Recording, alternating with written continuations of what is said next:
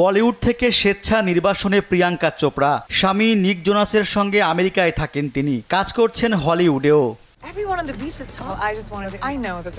প্রিয়াঙ্কা যখন ভারত ছাড়েন তখন তার ক্যারিয়ার মোটামুটি ভালো অবস্থানে ছিল। অভিনয়ের কথা ছিল সালমান খানের বিপরীতেও, অথচ সেসব উপেক্ষা করে বলিউড ছাড়েন তিনি। গেল 5 বছর কোনো বলিউড সিনেমায় দেখা যায়নি প্রিয়াঙ্কাকে। এর আগের বছরগুলোতেও তার ছবিগুলো তেমন একটা সফলতার মুখ দেখেনি। তবুও এ নায়িকার কদর একটুও কমেনি, বরং জানা গেছে সিনেমা প্রতি 40 কোটি রুপি নিচ্ছেন তিনি, যা বাংলাদেশি মুদ্রায় প্রায় 56 কোটি টাকা।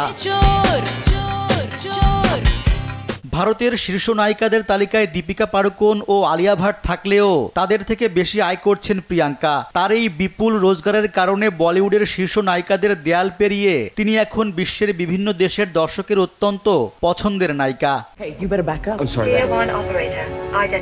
যদিও হলিউডে তার অভিনীত a kid like Jake, isn't it romantic, the sky is pink, we can be heroes, love again ইত্যাদি সিনেমা মুক্তি পেলেও সবকটি বক্স অফিসে ব্যর্থ।